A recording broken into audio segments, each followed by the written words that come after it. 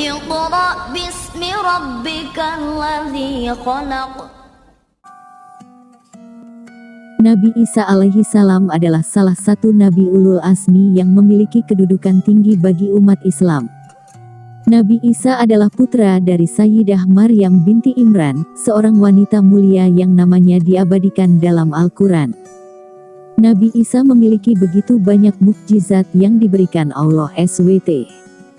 Di antaranya beliau mampu berbicara saat usianya masih bayi, menyembuhkan orang yang buta, bahkan atas izin Allah, Nabi Isa mampu menghidupkan orang yang sudah meninggal dunia. Nah, mukjizat yang satu inilah yang menjadi celah bagi iblis untuk membuatnya Nabi Isa terpedaya. Dikisahkan suatu ketika iblis laknatullah menemui Nabi Isa untuk menyesatkannya dan membuatnya terlena. Akan tetapi, Nabi Isa menolak perkataan iblis. Kemudian, datanglah malaikat memukul iblis hingga terpental sejauh pancaran sinar matahari. Seperti apa kisahnya? Simak berikut ini.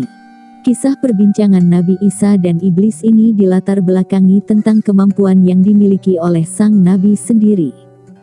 Dalam Al-Quran telah dijelaskan, bahwa Nabi Isa mampu berbicara ketika masih dalam buayan, mampu menyembuhkan orang yang buta sejak lahir, bahkan Nabi Isa mampu menghidupkan orang mati dalam kubur.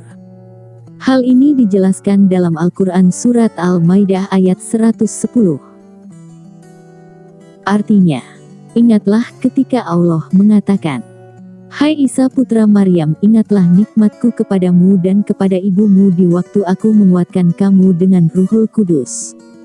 Kamu dapat berbicara dengan manusia di waktu masih dalam buayan dan sesudah dewasa, dan ingatlah, di waktu aku mengajar kamu menulis hikmah, Taurat dan Injil, dan ingatlah pula, di waktu kamu membentuk dari tanah suatu bentuk yang berupa burung dengan izinku, kemudian kamu meniup kepadanya, lalu bentuk itu menjadi burung yang sebenarnya dengan seizinku.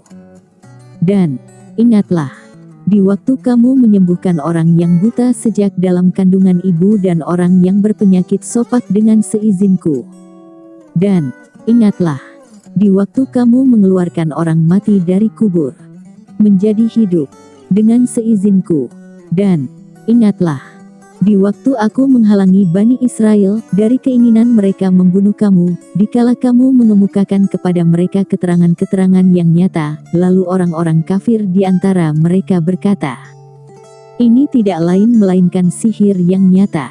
Qs Al-Maidah 110.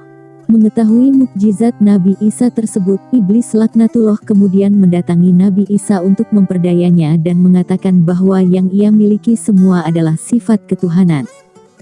Dalam sebuah hadis dijelaskan, ketika Nabi Isa selesai mengerjakan salat di Baitul Malqis dan hendak kembali ke rumahnya, yaitu ketika ia berada pada suatu jalan yang menanjak naik, tiba-tiba iblis datang dan berkata kepadanya, "Wahai Isa putra Maryam, tidak layak bagimu untuk menjadi seorang hamba."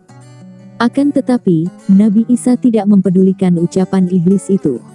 Namun iblis terus saja berusaha untuk menggoda dan memperdayai Nabi Isa dengan mengatakan, "Wahai Isa, tidak layak bagimu untuk menjadi seorang hamba." Kemudian Nabi Isa berdoa kepada Allah SWT untuk memohon bantuannya. Tiba-tiba muncullah malaikat Jibril dan Mikail di hadapannya. Ketika itu, iblis melihat kedua malaikat itu, iblis terkejut dan menghentikan godaannya terhadap Nabi Isa. Selanjutnya, kedua malaikat ini melindungi Nabi Isa. Malaikat Jibril memukul iblis dengan sayapnya seraya melemparkannya ke dalam jurang yang sangat dalam. Namun iblis tidak gampang menyerah. Ia kemudian datang lagi dan berkata, "Sudah kukatakan kepadamu bahwa engkau tidak layak menjadi seorang hamba karena kemarahan itu tidak seperti kemarahan seorang hamba. Aku telah mengetahui apa yang akan aku terima darimu ketika engkau sedih bumi." Ucapan iblis tersebut membuat Nabi Isa marah. Beliau kemudian berdoa dan memohon kepada Allah seraya berteriak dengan suara yang amat keras. Tiba-tiba malaikat Jibril, Mikail dan Israfil muncul di hadapannya seraya memandang tajam ke arah iblis. Malaikat Israfil lantas memukul iblis dengan sayapnya yang lebar. Di mata air tersebut ada 7 malaikat yang menenggelamkannya ke dalam lumpur hitam setiap kali iblis berusaha keluar dari sana. Demi Allah, kemudian iblis jera dan tidak pernah kembali menemui Nabi Isa.